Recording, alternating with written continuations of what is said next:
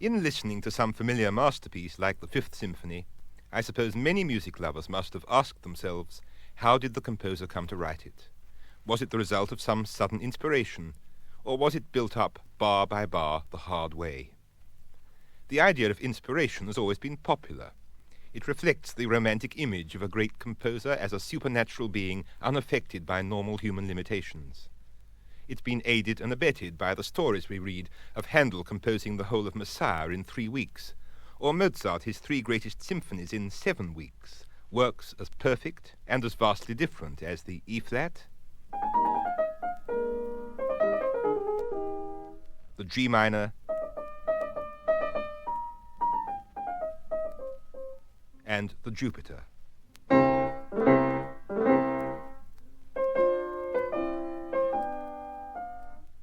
Or think of the whole host of works Schubert wrote in the last year of his life alone. The manuscript of his great C major symphony betrays the speed with which it must have been thrown down into full score, for it incorporates a famous last-minute second thought, the changing of this into this. However, we shouldn't be misled into thinking that speed, in the case of Schubert and Mozart, implied ease. When Mozart dedicated 6 famous quartets to Haydn, he described them as the fruit of a long and laborious study, although we can assume long to have been a relative word in his case. But when Beethoven said, "I carry my ideas with me for a long time," he meant just that. We have the testimony of his sketchbooks. We find this phrase, for example, noted down among the sketches for the violin and piano sonata, opus 30, number 1, and marked andante.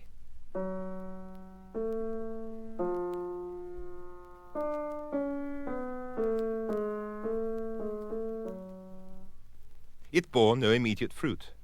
20 years later, it flared into life in the first movement of his last piano sonata, opus 111, having meanwhile changed its key and character completely.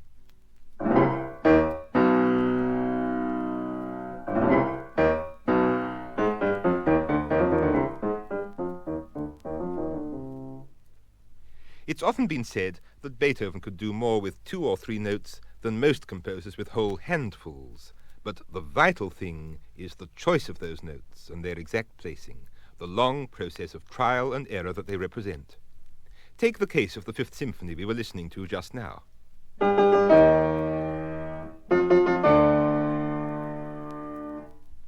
We look into Beethoven's sketchbooks and see the many changes and rejections that were needed before it reached its final familiar form. Rejected developments like these, for example.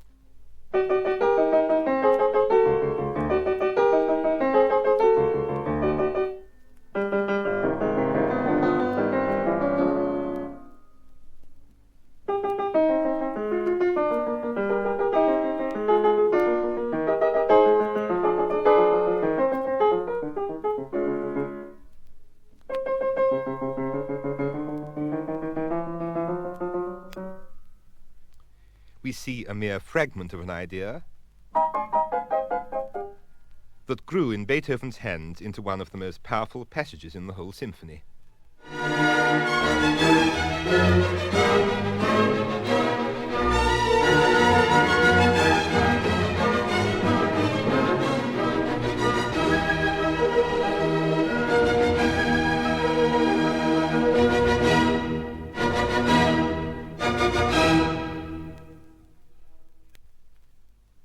Then the slow movement. It appears early on as an andante quasi menuetto.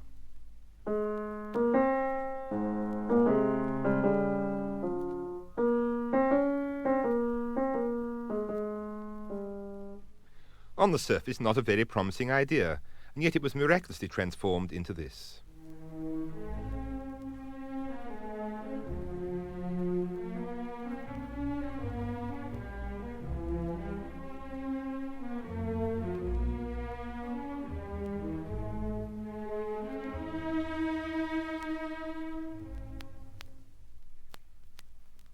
Then again, it's hard for us to imagine the Fifth Symphony without its triumphant finale in the major key.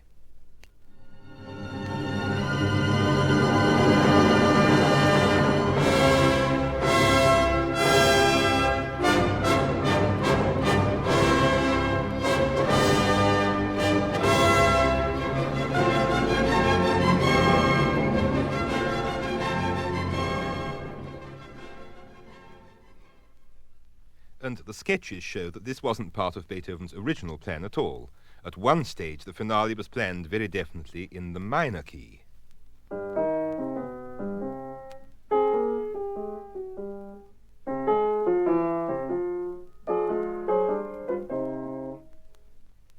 The sketches show us many other fascinating things, like the cross-influences between different works. The Fifth Symphony and the Fourth Piano Concerto, although very different in character, share a certain rhythmic motive in their first movements. This figure. It dominates the first movement of the symphony, and in a different way, the concerto.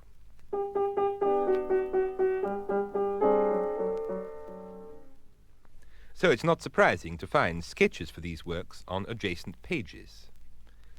And here's a projected finale theme for the Fourth Piano Concerto.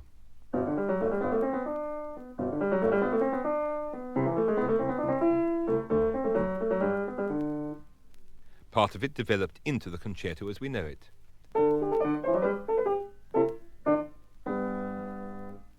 But what happened to the unused part of that sketch?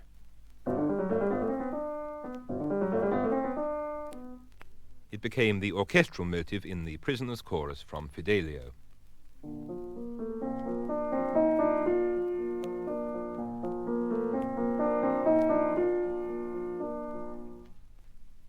I think these brief samples show that the Beethoven sketches have far more than academic interest. Above all, they're documents of human endeavour and achievement. They afford glimpses of a great mind at work at close quarters. Yet, and this is the real lesson we learn from them, how apparently spontaneous the final result sounds.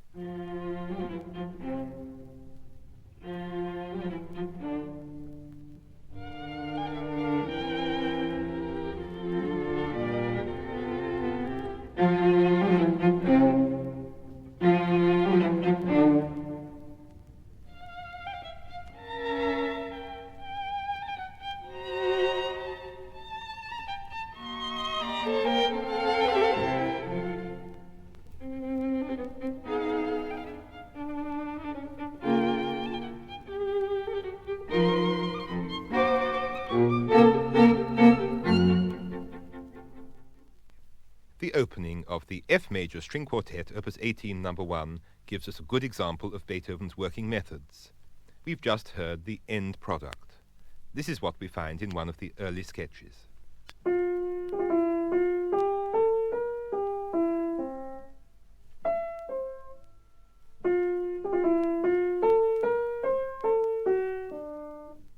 It seems that Beethoven's first concern was to capture some basic idea in no matter how primitive a form. The act of setting pen to paper was in itself a vital stage. From there, he could set to work. He tries out the opening idea in various rhythmic forms. Here are two of them.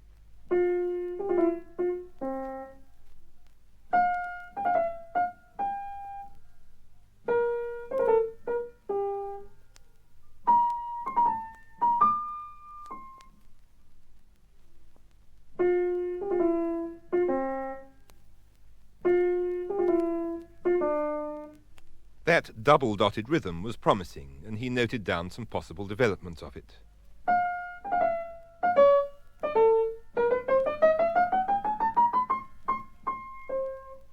These Beethoven rejected, but meanwhile the idea of a dialogue between cello and first violin suggested itself.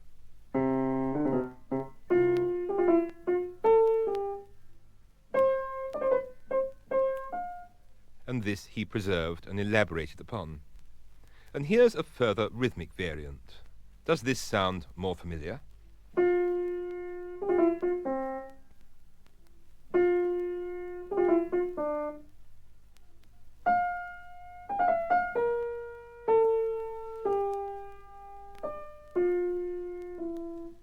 Now, and only now it seems, is the stumbling block discovered. Change from 4 in a bar to 3 in a bar, and the movement takes wing.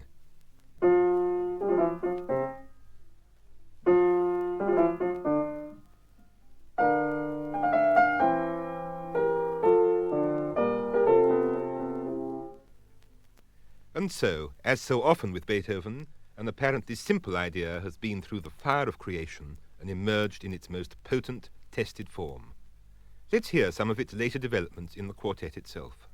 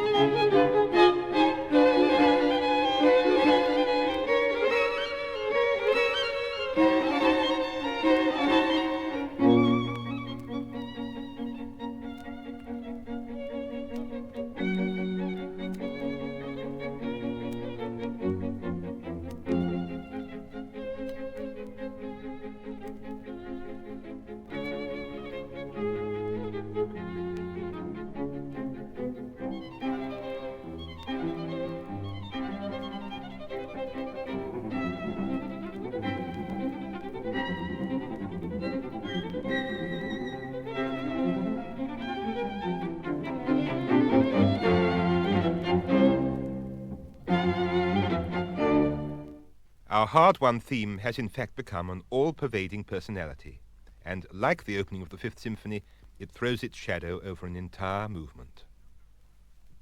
We owe our knowledge of Beethoven's sketchbooks to two things in particular. First, to the fact that Beethoven, for all his notorious untidiness in mundane affairs, kept them with care for his own use. Secondly, to the work of the great researchers, in particular Gustav Nottebohm. However, two further points must be emphasized. At the time of Beethoven's death, the books were undervalued, auctioned off, widely scattered, and maybe in some cases lost forever. In addition, there's bound to be an element of conjecture in identifying and deciphering the random jottings Beethoven made for his own eyes alone. Nottebohm's first publication in 1865 was a commentary on a sketchbook dating from the years 1801 and 2. From this we learn a good deal about the birth of the Opus 30 violin and piano sonatas, the Opus 31 piano sonatas, and the finale of the Second Symphony. We learn, for example, that the finale of the Kreutzer Sonata was apparently intended for an earlier work in the same key, Opus 30 No. 1.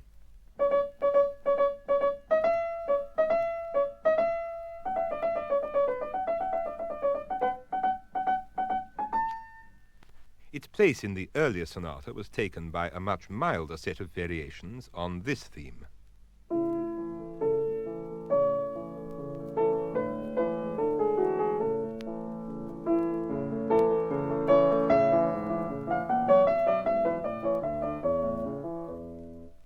This would seem to have derived from the following sketch, and Nottebohm was cautious when he added the word probably.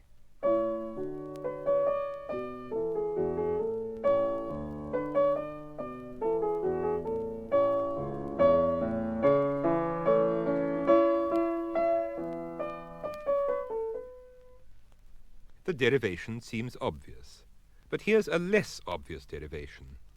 We find a rather grotesque waltz in E-flat major with pedalling and fingering marks, presumably a piano piece.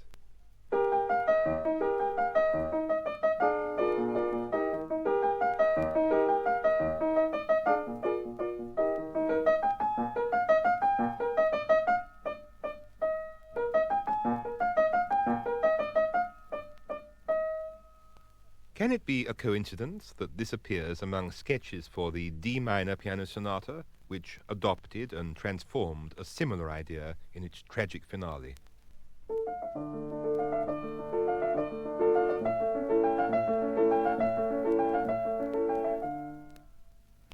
Here, however, is a more direct lesson in the art of musical composition. There's an unwritten rule that to say a thing twice may be good, but 3 times is dangerous. Yet at the opening of the C minor violin and piano sonata, we find this in the sketches.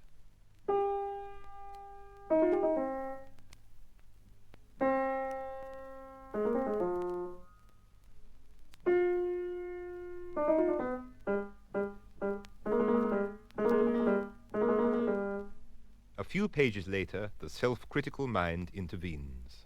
Twice is enough.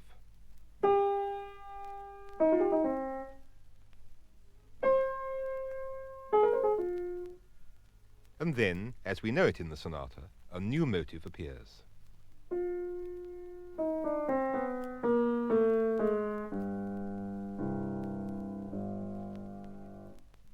Towards the end of this same sketchbook, we find a fascinating link between different mediums. The string quartet had a great influence on Beethoven's other writing, and especially on his piano music.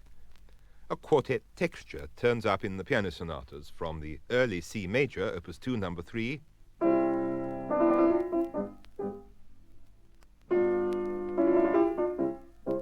to the variations of opus 111.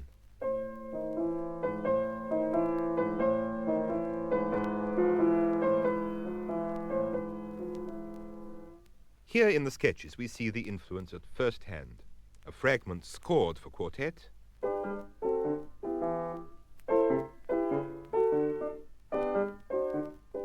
and this changed its direction into a piano sonata, opus 31, number 1.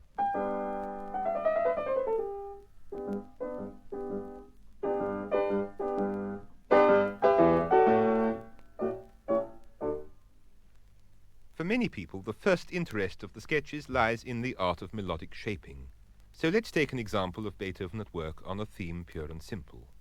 It's the menuetto movement from the G major violin and piano sonata, opus 30, number 3. First, an early sketch.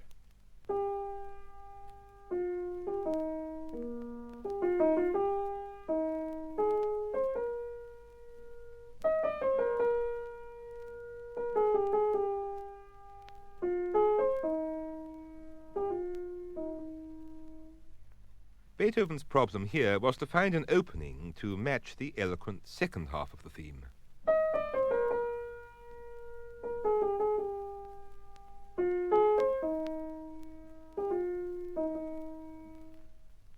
Here's a later version, still unharmonized and worked out, as usual, on a single stave.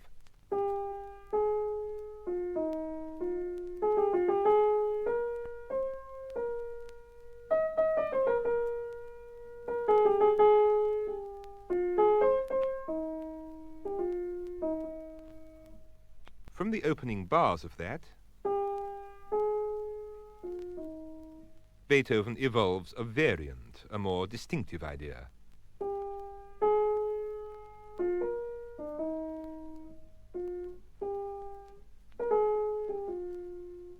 This now absorbs him to the exclusion of the original ending. He continues.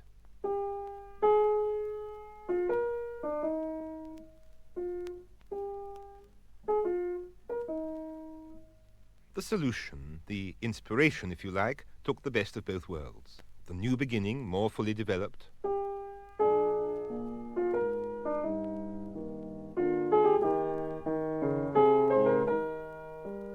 which then links up so marvellously with this from the earlier sketches.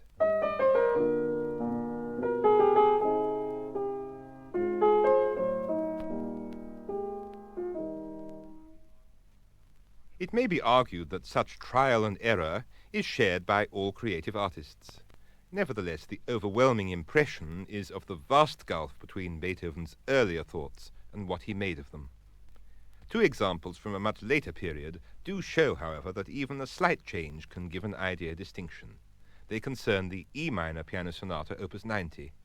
In the first movement, a commonplace series of sequences,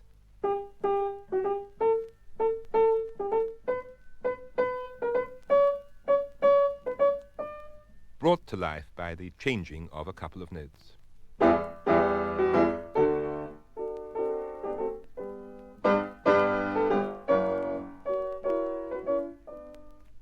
And in the second movement, a theme in short, broken phrases,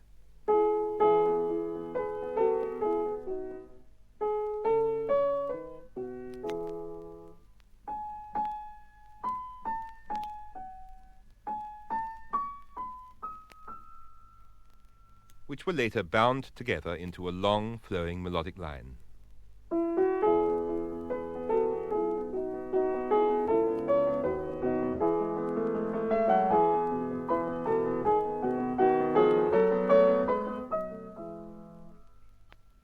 In such cases, Beethoven's art resembles the sculptor's, and very often the initial sketches seem little more than the rough basic material from which the living image has yet to emerge. Sometimes the latter part of a theme may arrive before the opening, as we heard just now. More likely it's the reverse. In this sketch for the opening of the so-called Spring Sonata, opus 24, we find the first two bars fully formed.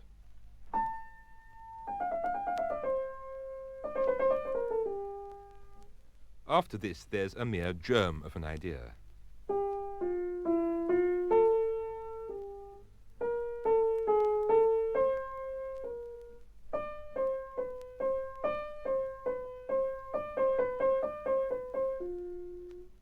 Yet it contains the essence. From those inanimate crotchets grows, as a plant or a tree might grow, a series of aspiring phrases, gracefully undulating.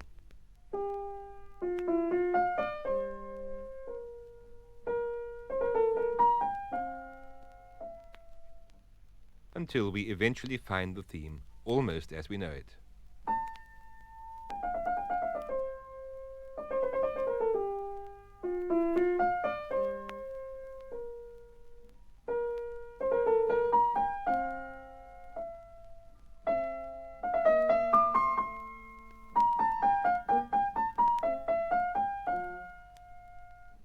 Almost, but not quite. The final cadence still has to be fought for, although its rhythmic pattern was there from the start. Changed into this,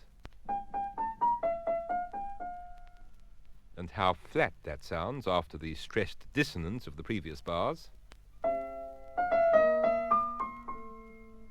which is in due course carried through to the cadence.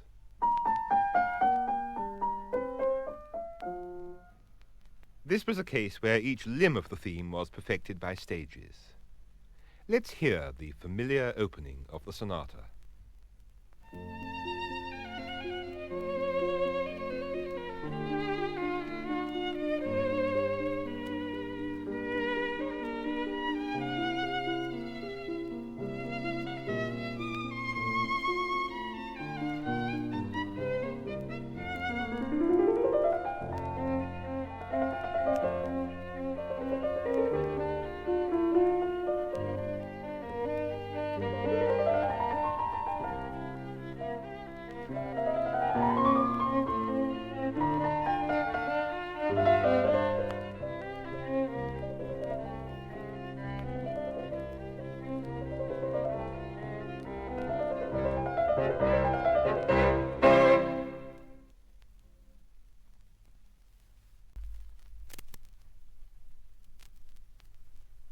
The sketches for the Spring Sonata also reveal an interesting piece of musical history, the speeding up of the traditional minuet into the volatile Beethoven scherzo.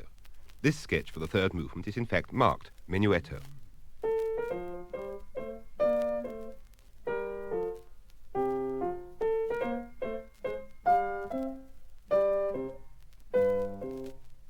It wasn't only a question of speeding up. It became rhythmically subtler and incorporated the capricious time lag between the violin and the piano part.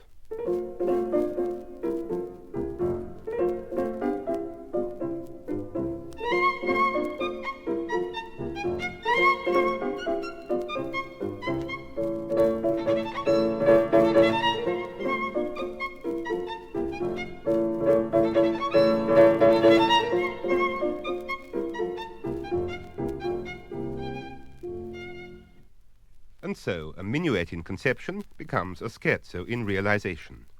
Nothing could better prove that many of Beethoven's departures owe their strength to their traditional origins. Even the scherzo of the Eroica Symphony went through a similar process in the sketches.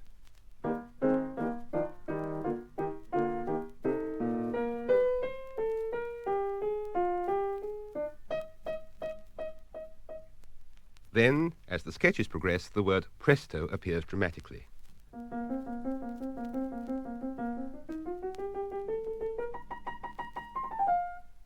The Eroica Symphony was one of Nottebohm's most famous researches. The relevant sketchbook disappeared during the last war in Berlin, but fortunately a photostat was preserved, and a study of it can only enhance one's admiration of Nottebohm's pioneer work in analyzing and deciphering its contents. Beethoven's fair copies were seldom models of neatness, let alone his sketches. Just now I likened Beethoven's art to the sculptor's, but there's another aspect of music, and especially large-scale music, which we might call architectural.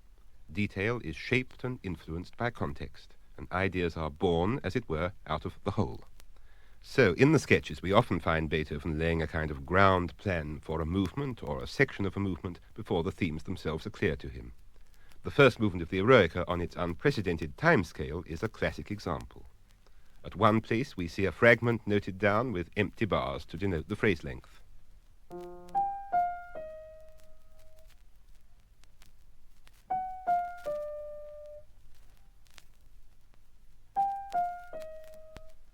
And in another sketch,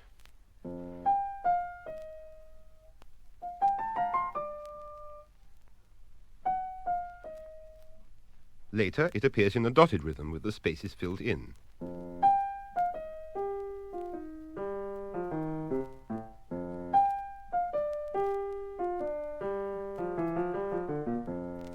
And by the time of the third large sketch, it's shaped almost as it stands in the score.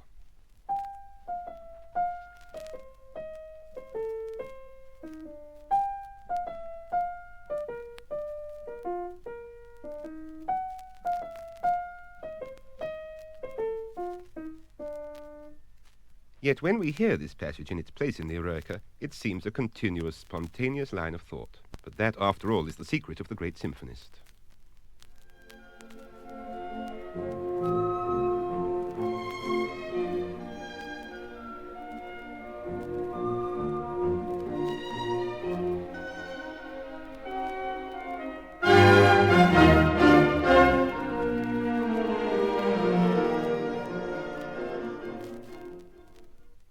Even the first two chords of the Eroica were an afterthought, according to the sketches.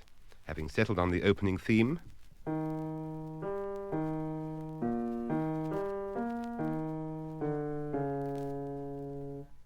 Beethoven introduced it with shock tactics.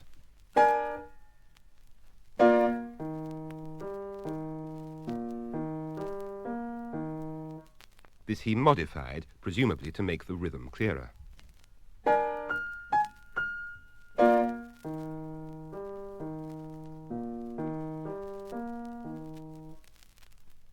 How much simpler and stronger was the eventual solution.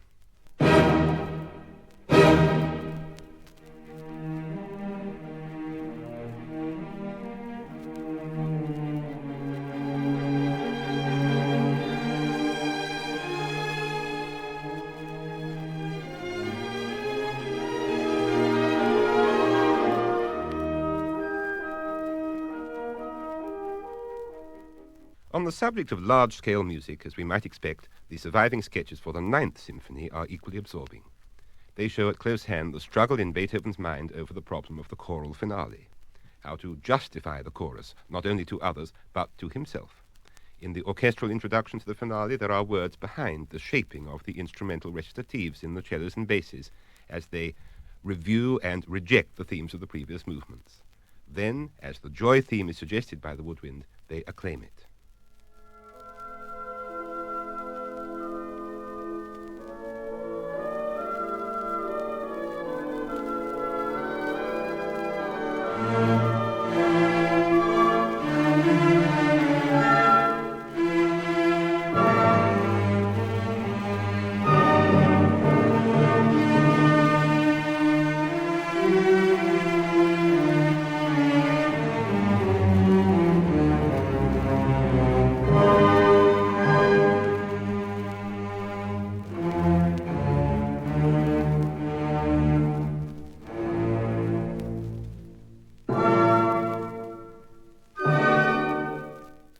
And over the acclaiming phrase,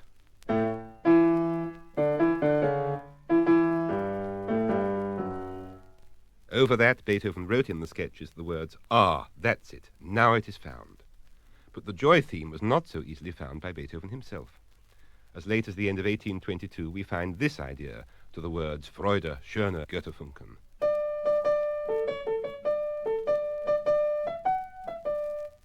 The triple rhythm may have influenced one of the variants of the theme we know.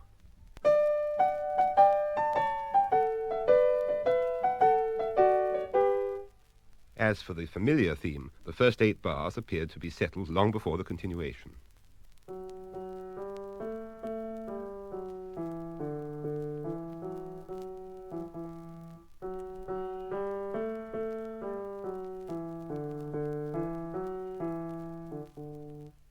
So far, so good, but the next 4 bars are at first only hinted at.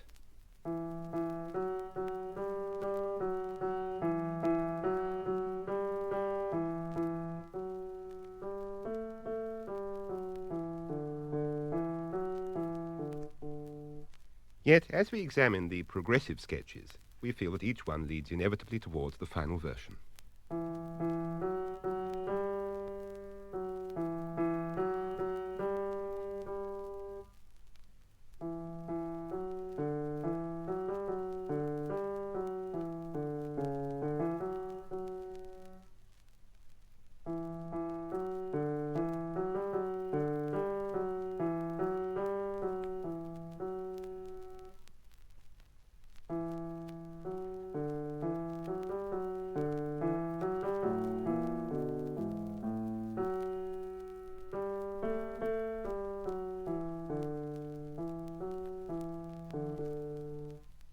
Beethoven had already experimented with the idea of a purely orchestral finale on this theme.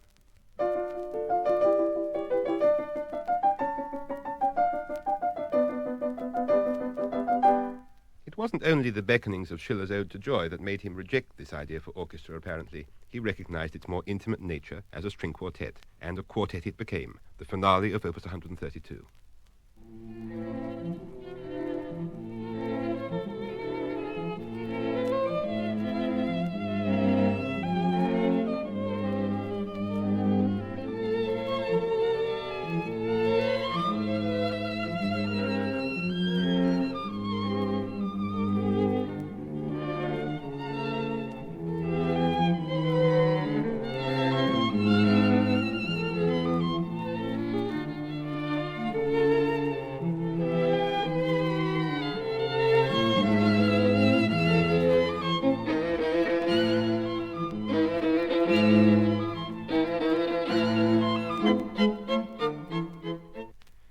To find the right medium for an idea, this has concerned composers great and small, and in his earlier sketches, not only the medium, but the character and tempo of an idea might appear undecided to Beethoven.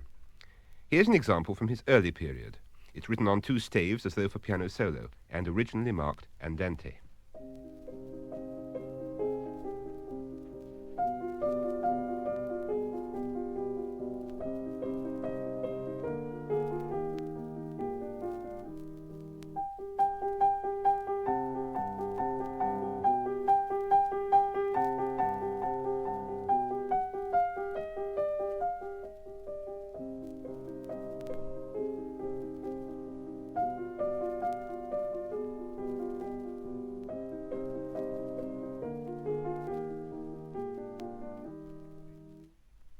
This eventually became the prestissimo finale to the C minor piano trio, Opus 1, number 3.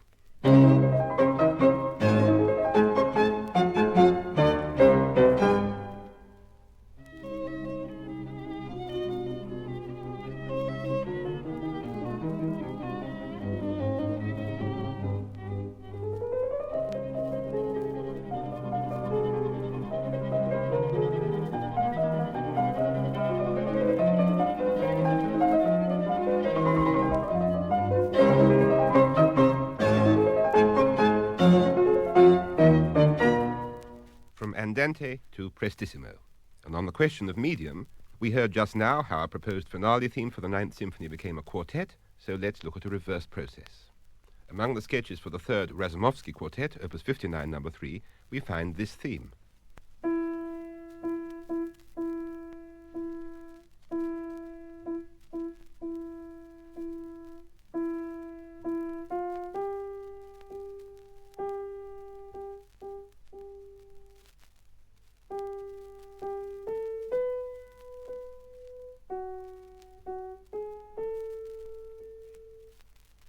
The sketch is in single notes, but the key is presumably A minor. A minor was to be the key of the quartet's eventual slow movement, though not on that theme, but on this.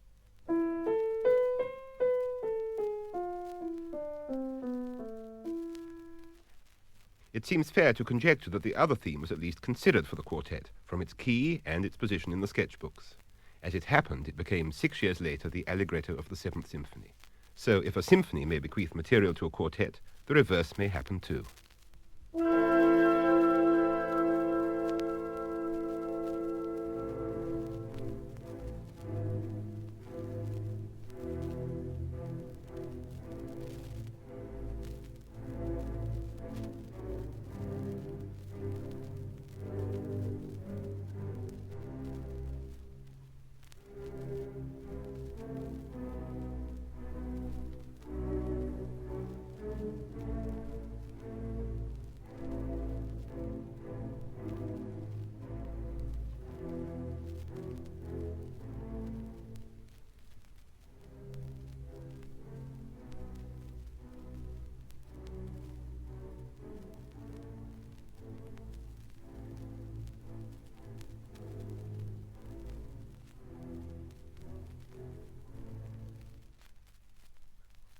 Mentioning the Razumovsky quartets raises an interesting point concerning the second of them, the E minor.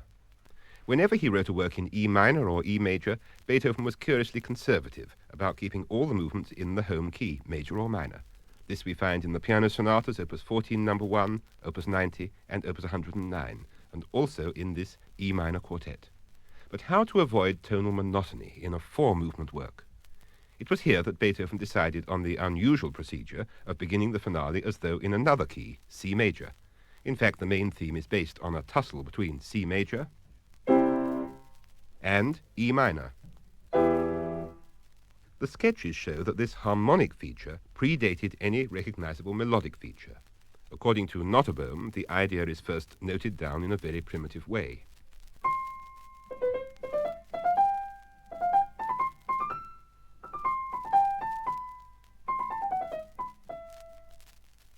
In another sketch, Beethoven added an equally primitive accompaniment figure.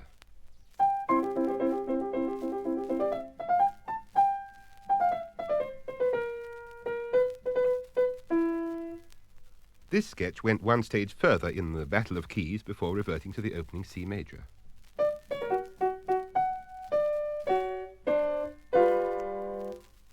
And that last figure was incidentally the only melodic figure to survive in the final form. Then there was the decisive change to a dotted rhythm, first in this form,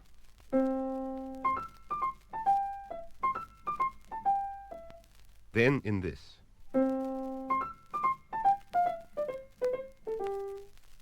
And eventually with that simple upbeat figure that served so well as a means of recalling the whole theme on its later appearances. We'll pick up the quartet in mid-movement to hear one of these returns, as well as the final version of the theme itself.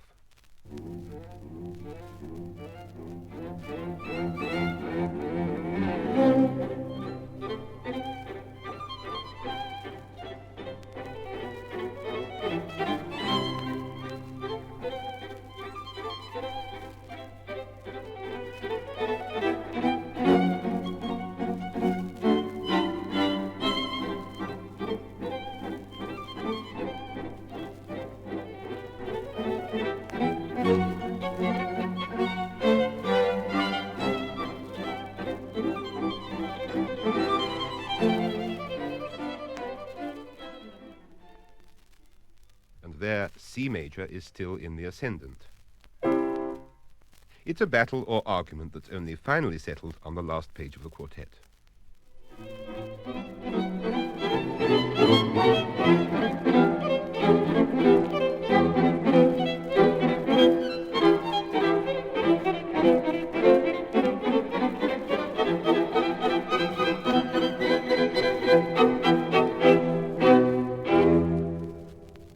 Tonality, that's to say key and key relationships, was one of Beethoven's greatest sources of strength.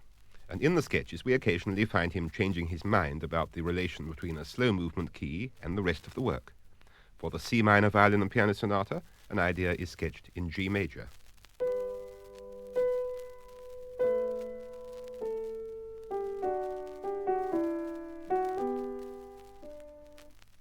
This later became A-flat major.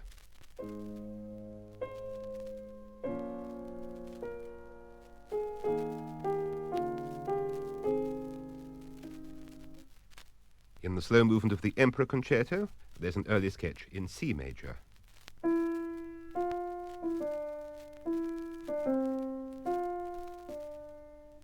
But the sketches for this theme continue in B major, the eventual key of the movement.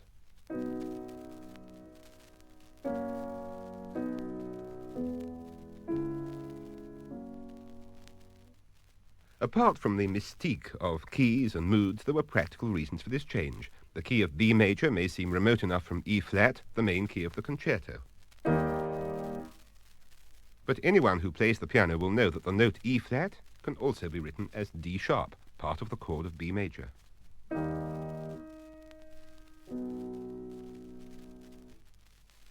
The key of B offered Beethoven another link. It enabled him to make a bridge into the finale by the simple process of slipping down a semitone.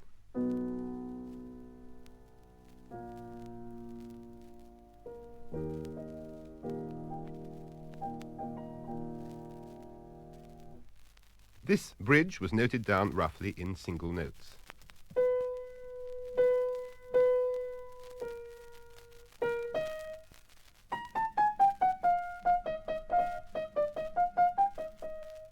And in that bare outline we can hear premonitions of the exuberant rondo theme of the Emperor.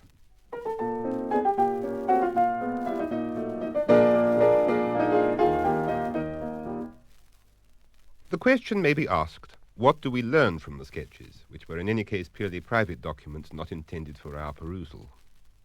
In many cases we can only conjecture about the meaning some jotting had for Beethoven and himself alone as a stepping stone to further thought. Well, anything that tells us more about a great composer and the workings of his mind is surely of value. We learn, for example, not to take masterstrokes for granted. We learn that genius is an infinite capacity for taking pains. We learn that in spite of his youthful fame as an extemporizer, Beethoven left little to chance or memory when it came to serious composition. Everything, it seems, must be written down, rewritten and rewritten again. We learn about the whole art of musical composition, from Beethoven's early days in Vienna, when he struggled with the different rhythmic forms of the rondo theme of his B-flat piano concerto. Should it be this?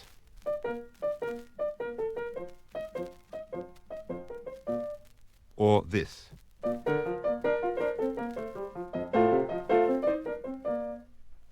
He chose the latter syncopated form, and so set off other ideas in the movement like this.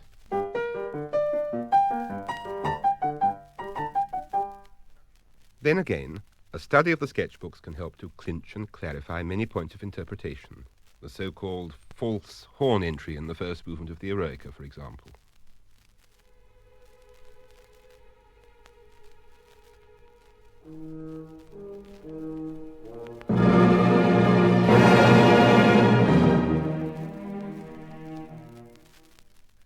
We can dispose of the old-fashioned idea that this was a misprint or a wrong clef. There are numerous sketches for this passage, some on a single stave, and at one point a far more alarming harmonic overlap was suggested.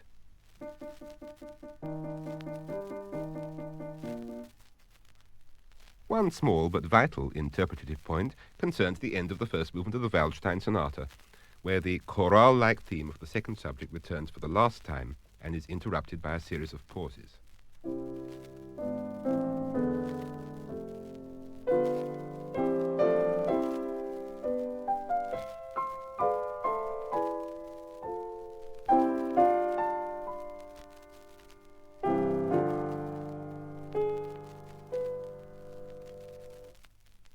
It's tempting, in the interest of musical good manners, to soften the abruptness by making a ritardando long before it's indicated.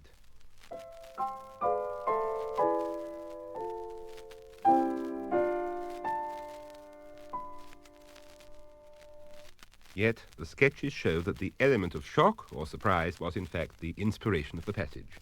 Beethoven wrote 3 full closes,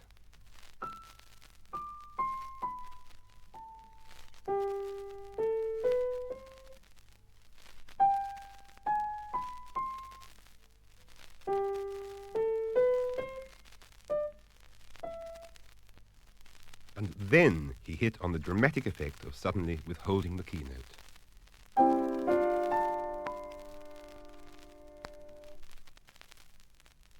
In a case like this, the sketchbooks are not merely fascinating, but helpful to the performer and the inquiring listener in revealing the mental processes behind a great work of art.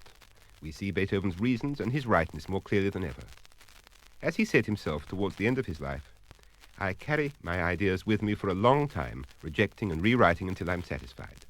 Since I'm conscious of what I want, I never lose sight of the fundamental idea. It rises higher and higher until I see the image of it, rounded and complete, standing there before my mental vision.